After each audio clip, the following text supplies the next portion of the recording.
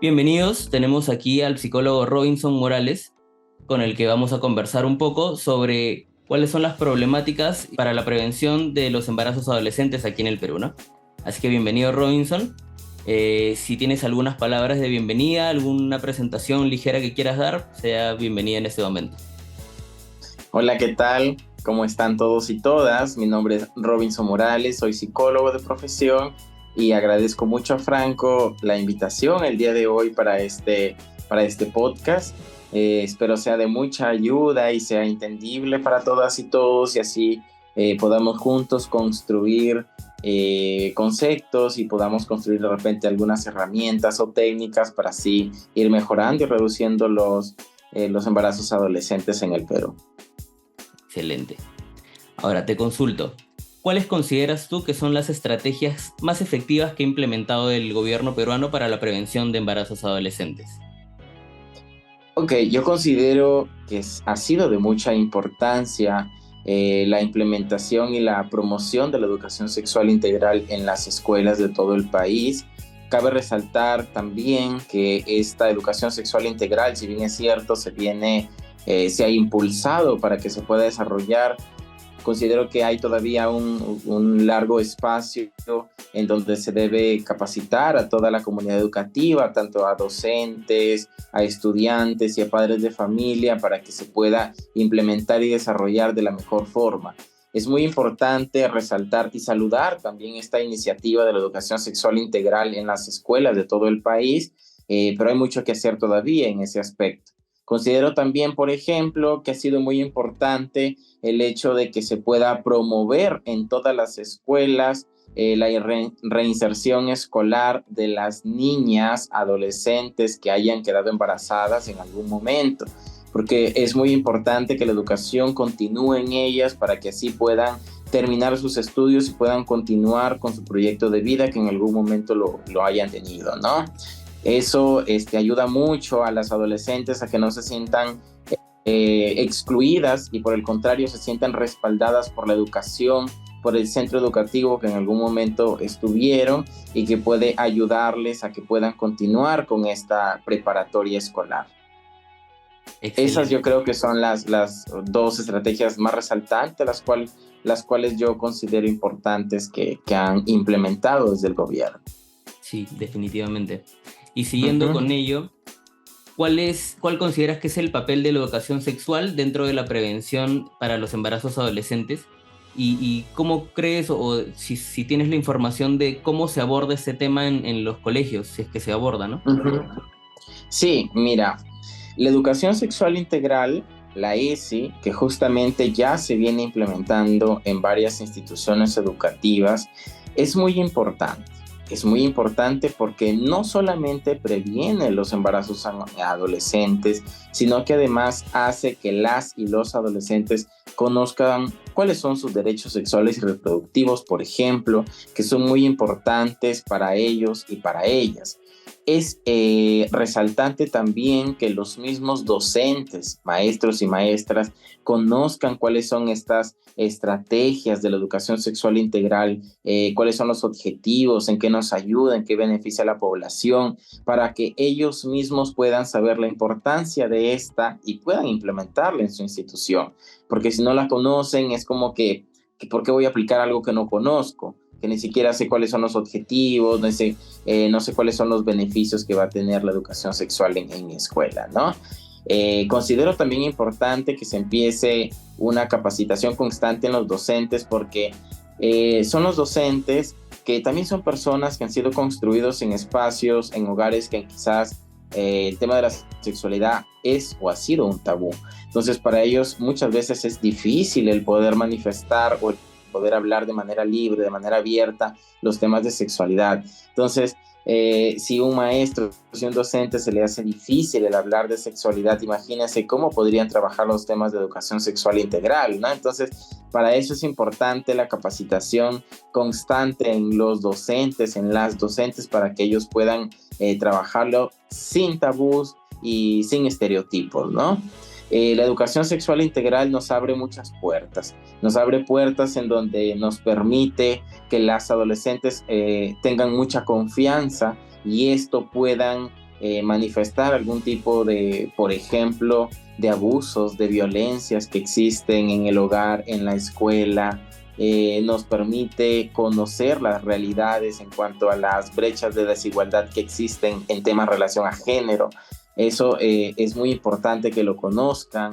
Nos permite conocer los estereotipos de género, por ejemplo, cuáles son aquellos estereotipos o neomachismos también que existen en la sociedad, que están muy instaurados socialmente y que incluso los mismos docentes salen de manera inconsciente. Eso nos permite mucho, oye, sí, yo lo estoy haciendo de repente, quizá no de manera voluntaria, ¿no? Sino de manera involuntaria, pero es importante que a través de la educación sexual integral se vaya identificando cuáles son estos factores que de una u otra forma están incentivando, están fomentando la discriminación dentro de la comunidad educativa, ¿no? Eso nos permite también la educación sexual integral.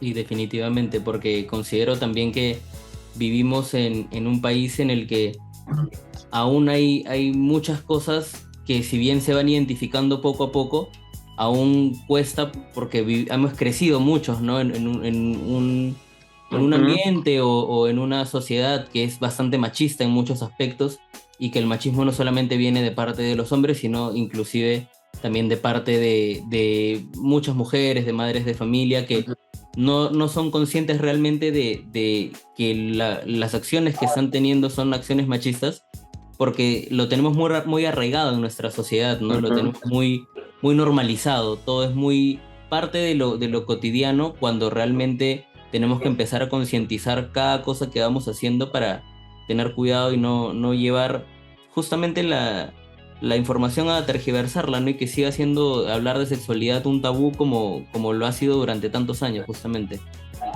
Sí, efectivamente. Es muy importante lo que mencionas, Franco, porque las mujeres han sido criadas también en hogares machistas y violentos y donde se ha naturalizado la violencia, por ejemplo, donde se ha naturalizado el machismo, donde todas las personas consideran que eso es parte de la vida cotidiana. El hecho de que te insulte, por ejemplo, tu pareja es normal dentro de la sociedad. Y esto, si hablamos, por ejemplo, de la zona rural, es muy distinto a la zona urbana, ¿no? Entonces, son dos sociedades muy distintas en las que está más instaurado el machismo y donde la sociedad lo normaliza y lo fomenta aún.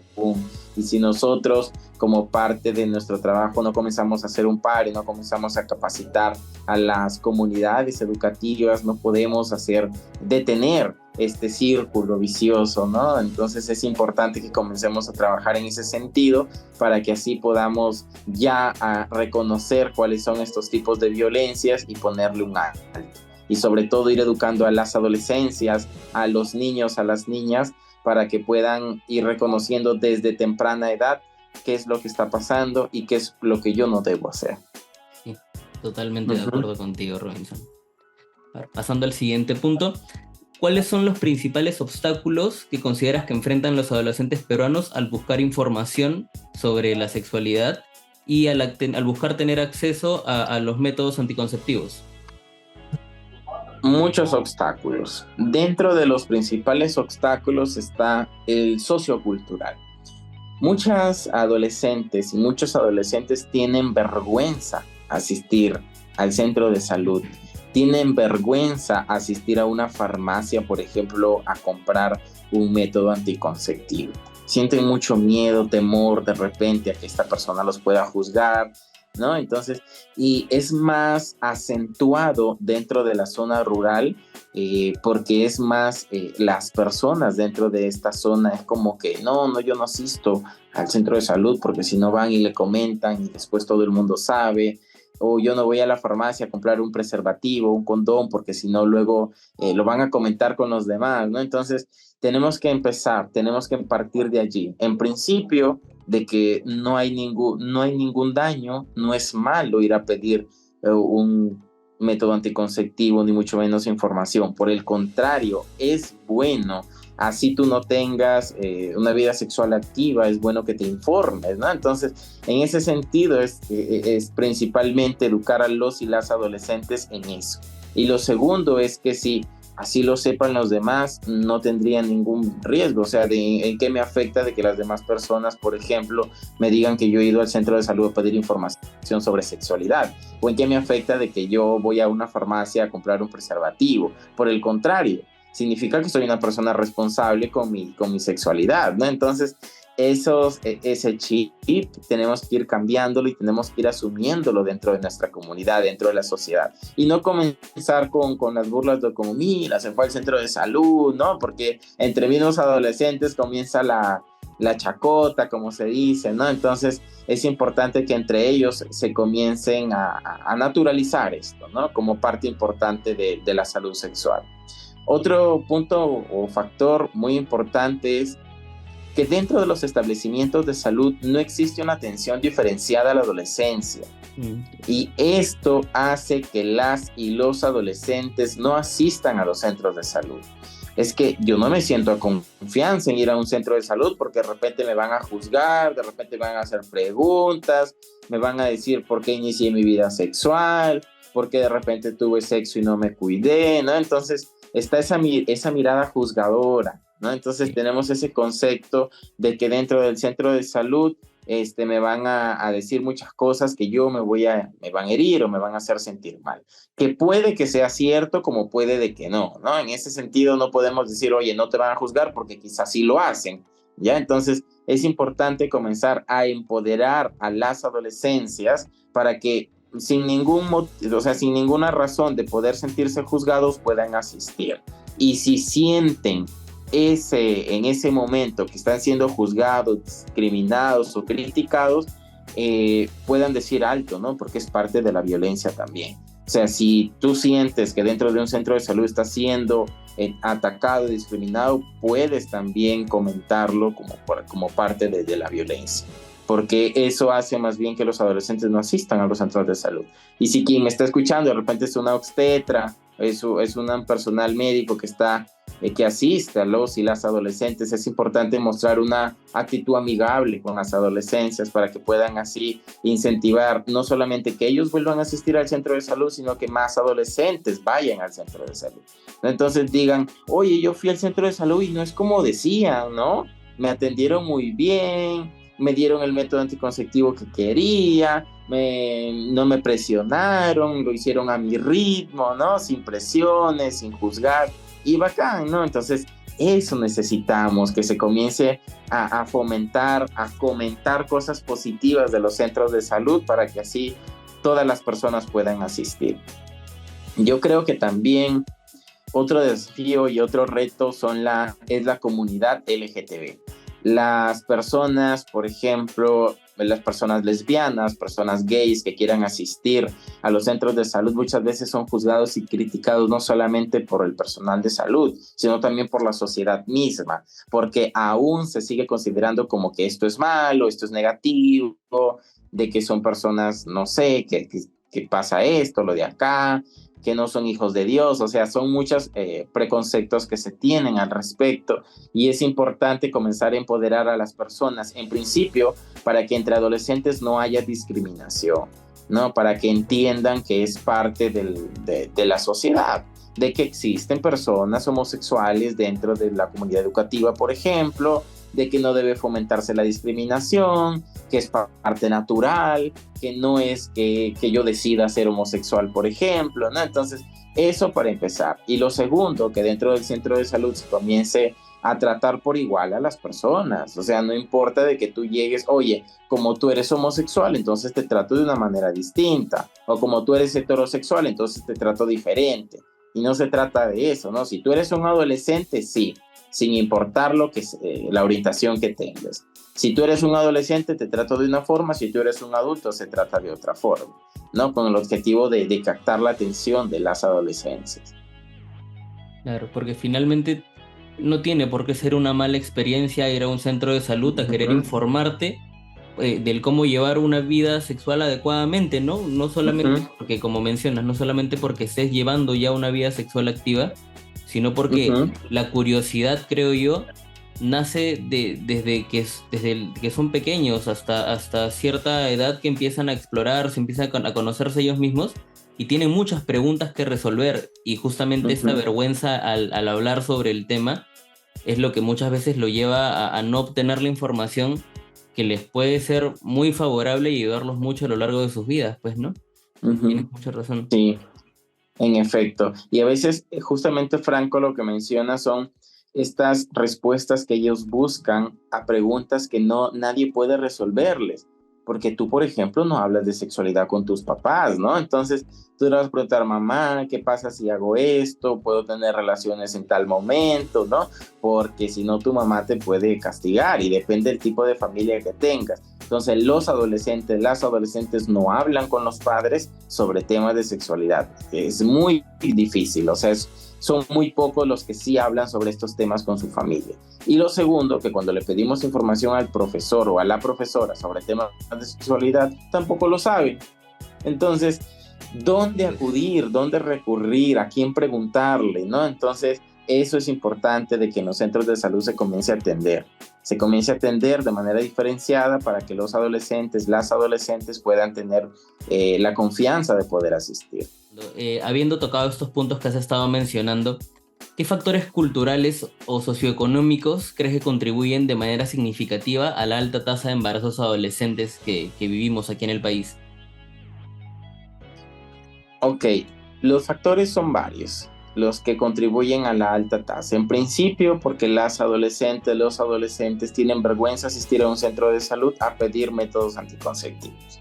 Lo segundo, no saben usar los métodos anticonceptivos. Ya, eso es muy importante que desde los centros de salud se incentive talleres educativos respecto al uso adecuado de los métodos anticonceptivos dentro de las escuelas. Ahora, dentro de la sociedad, por ejemplo, en la zona rural, es un poco complicado que se pueda trabajar estos temas de sexualidad en las escuelas porque son las mismas familias las que no permiten que se pueda trabajar. Dicen, no, que ya les están enseñando a nuestros hijos a tener sexo, a tener relaciones sexuales, que no sé qué, que yo no quiero y no lo permiten. Entonces es importante comenzar de manera ligera primero con el objetivo de que se pueda entrar adentro de las comunidades educativas y se puede enseñar estos temas. Lo otro, que son que muchos adolescentes tienen relaciones sexuales no protegidas, es decir, no se cuidan. No se cuidan porque no saben y la otra es porque tienen vergüenza pedir un método anticonceptivo. ¿No? Entonces, y cuando no lo saben usar, muchas veces, la vez pasada atendí a un adolescente que me decía, profesor, lo que pasa es que yo estaba teniendo relaciones sexuales y luego ya estaba con mi preservativo y luego en la mitad de la relación me quité el preservativo. Entonces, pero ¿por qué te lo quitaste? ¿Qué pasó? ¿No? Porque yo pensaba pues que se quitaba la mitad de la relación, ¿no? Entonces son pequeñas cositas que uno parece que todo el mundo los conoce, que uno dice, no, ¿quién no va a saber usar un condón? Mentira, no lo sabe, ¿no? Entonces tú cuando te das cuenta, cuando comienzas a trabajar con los adolescentes, encuentras muchas preguntas y preguntas que para ti quizá dicen, ay, pero ¿cómo no vas a saber eso? No, no lo saben. Y nosotros tenemos que adecuarnos al contexto en el que nos encontremos. No es lo mismo trabajar, por ejemplo, en la zona rural que en la zona urbana. No es lo mismo, no es mismo el conocimiento en la zona rural que en la zona urbana. Los adolescentes no tienen el mismo conocimiento, no tienen el mismo desenvolvimiento, no tienen la misma apertura a poder conocer, a poder pedir información sobre métodos anticonceptivos, considerando que el solicitar información sobre educación sexual es un derecho sexual y reproductivo. El acceso a la información es un derecho y esto tienen que conocerlo los adolescentes. Y por último, que no hay falta de acceso a los servicios de salud, ¿no? Entonces, a veces no hay dónde, porque puede que, ok, voy al centro de salud, pero mi centro de salud queda a 1 hora de donde vivo, ¿no? Entonces, ¿a quién le pido información si mi centro de salud está muy lejos de donde yo me encuentro? ¿No? Eso también es importante y es uno de los factores que limita esta educación y que fomenta más bien más embarazos en las adolescencias. Ujú. Y lo otro, pues que existe aún actualmente mucha violencia de género, ¿ya? Especialmente violencia sexual. Dentro de la sociedad, por ejemplo, se dice, ok, el esposo llega a la casa de repente, de noche, probablemente medio ebrio y quiera tener relaciones sexuales con su esposa, la esposa no quiere y por el hecho de ser su esposa muchas veces dicen, no, es tu derecho que tú tengas relaciones sexuales conmigo. No, y eso las personas tienen que saber que es una violación. No, nadie puede obligarte, ni siquiera a tu esposo, a tener relaciones sexuales si tú no quieres, ¿no? Y la violencia basada en género que existe socialmente también es otro factor muy importante, ¿no? ¿Cómo es que actualmente aún siguen habiendo esas brechas de desigualdad entre hombres y mujeres? Eso también es un factor muy importante que hay que considerar. ¿Y cuál consideras que es el impacto a largo plazo de los embarazos adolescentes en la vida de los jóvenes peruanos? Y de qué manera crees que se podría, o sea, que no solamente los profesores y los padres, sino toda la sociedad podríamos apoyar a darle solución? Ok, el impacto en los y las adolescentes es muy grande. En principio, no solamente para las mujeres, porque muchas veces se piensa que cuando sale embarazada una mujer, solamente la mujer es la afectada, y no es así. También el varón es afectado. Obviamente que dentro de nuestra sociedad a quien más juzgan es a la mujer, por ejemplo, y no al varón, considerando que muchas veces las adolescentes tienen relaciones sexuales con personas adultas. Y es importante que las niñas y los niños sepan que tener relaciones sexuales con un adulto es un delito y tienen que saberlo. Y a veces eso es consentido por los mismos padres de familia, ¿no? Entonces es como que, bueno, ya tiene su pareja, no importa si sea adulto, porque ya, y punto, ¿no? Entonces está muy normalizado y eso tenemos que comenzar a trabajarlo para que desde las escuelas se comience a incentivar y se comience a difundir esta información. Y lo otro que también es un impacto que truncan su proyecto de vida, se les hace más difícil, ¿no? No es algo imposible, pero sí les dificulta mucho el hecho de poder lograr sus metas que tenían establecidas. De repente querían estudiar, querían irse fuera, querían trabajar, querían obtener una beca o qué sé yo. Dentro de las familias son dos factores muy importantes para que un adolescente pueda salirse de casa. Probablemente haya violencia dentro de su hogar y esto sea un escape a esa violencia que está sintiendo dentro del hogar, o porque dentro de su casa no ve un gran futuro para ella. Entonces, te das cuenta cómo es que se analiza eso. Por eso es importante trabajar con las familias para que sepan cómo tratar a sus hijas y a sus hijos, para que sepan que la violencia no es parte de la enseñanza de los hijos e hijas, porque esto hace que las niñas y los niños se sientan frustrados, no sientan respaldo, no sientan confianza y no se sientan solos y solas, ¿no? Entonces, eso nos ayuda muchísimo, nos ayuda mucho a que puedan enfocarse en sus objetivos, puedan enfocarse en su proyecto de vida y así no puedan truncarlo con ningún obstáculo que pueda sucederles, ¿no? Eso es muy importante reconocerlo, ¿no? ¿Qué podemos hacer? Desde nuestros espacios, desde la vida diaria que nosotros tenemos, podemos hacer pequeños cambios, ¿no? A veces no podemos cambiar todo en el Perú, todo en el mundo, pero sí desde donde estés. Hagamos las cosas bien, así sea una persona en quien podamos incentivar, en quien podamos enseñarle esto, hagámoslo. Si escuchamos frases discriminadoras, comencemos a ponerle un pare a eso, ¿no? Porque a veces en los mismos grupos de amigos escuchamos cosas que puedan discriminar a otras personas y nosotros con el afán de no quedar mal en el grupo, entonces mejor no digo nada y eso no es así, ¿no? Comencemos a decir, oye, párale, ¿no? Estás discriminando a alguien, estás fomentando un tipo de discriminación, de violencia dentro del grupo, ¿no? Y que empecemos a reconocer eso y a comenzar a hacerle un pare, porque no hay necesidad de discriminar a nadie, de violentar a nadie para estar bien en grupo, ¿no? Sí, totalmente de acuerdo contigo, Robinson. Y creo que Uh-huh. es parte del trabajo, no solamente como te mencioné en casa o en los colegios, sino el trabajo de todos, ¿no? Un trabajo que tenemos como Yes. sociedad y que realmente espero que más personas, así como tú, abran un poco la mente y abran las perspectivas de que las realidades no son las mismas en cada lugar, ¿no? Y es importante tener eso en consideración porque muchas veces centralizamos todo. Nosotros que estamos en Lima, por ejemplo, muchas Ujú. veces en conversaciones se habla como si todo se centralizara aquí y toda la situación real del país fuese lo que sucede aquí, y cosa que no es así, ¿no?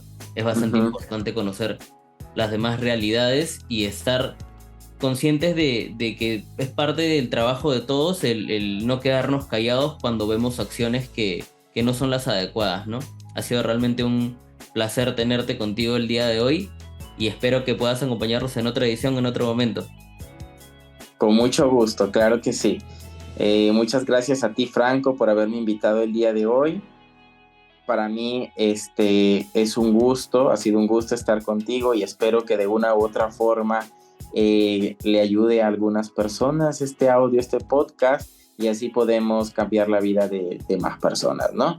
Me pueden seguir en mis redes sociales como Psico Robinson, en donde podemos aprender algunos tips dentro de la psicología.